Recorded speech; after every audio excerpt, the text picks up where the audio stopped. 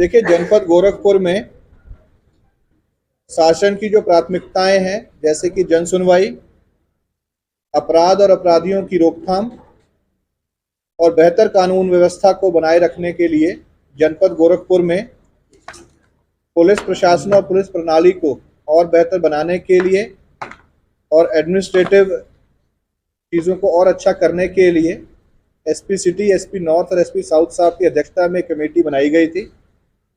उस कमेटी द्वारा विभिन्न आंकड़ों को संज्ञान में लेते हुए, परिस्थितियों को और घटनाक्रमों को ध्यान में लेते हुए जनपद गोरखपुर के विभिन्न थानों में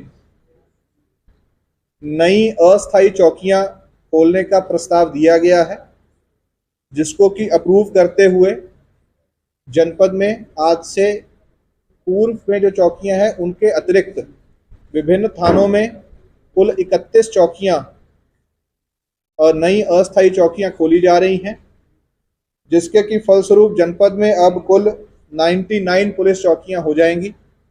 जिन जिन थाना क्षेत्रों में ये चौकियां खोली जा रही हैं उनकी संख्या और उनके नाम प्रेस नोट में दिए गए हैं।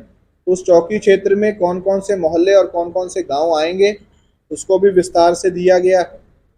इसके अतिरिक्त जनपद में विशेष रूप से देहात क्षेत्र में जहां बड़े बड़े हलके थे वहां पर सब इंस्पेक्टर्स की अवेलेबिलिटी के हिसाब से हलकों की संख्या भी बढ़ाई गई है। जैसे कि उत्तरी क्षेत्र में पूर्व में 29 हलके थे, अब नए 23 हलके प्रस्तावित किए गए हैं। दक्षिणी क्षेत्र में 37 हलके थे तो नए 11 हलके प्रस्तावित किए गए हैं। इन सभी प्रयासों से क्षेत्र में पुलिस की प्रेजेंस, आपराधिक तत्वों की गतिविधियों पर नजर रखना, कानून व्यवस्था को बनाए रखना और आम जनता से बेहतर संवाद बनाए रखने के उद्देश्य से ये सारे कदम उठाए गए हैं। आज इसका फर्स्ट फेज लॉन्च किया गया है।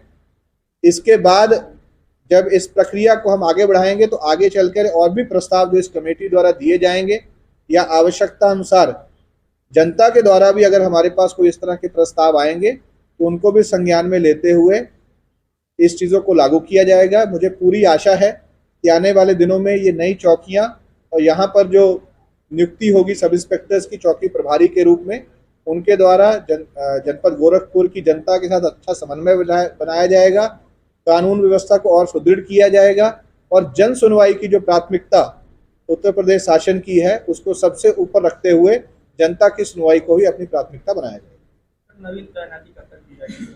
देखिए, बहुत जल्द कमेटी को यही भी दायित्व दिया गया है कि इस पे प्रपोजल लेकर के बहुत जल्द इसमें तैनाती भी कर दी जाएगी। देखिए, बिल्कुल जहाँ जहाँ चौकियाँ स्थापित होनी है वहाँ पर कैसे कैसे भवन बनने हैं या कैसे जगह चिन्हित की जानी है उसकी प्रक्रिया भी चालू कर दी गई है और जैसे जैसे इसमें प्रस्ताव आते रहेंगे हम लोग आगे बढ़ते रहेंगे। आज इस चौकियों को अस्थायी रूप से हमारे द्वारा स्वीकृति प्रदान की।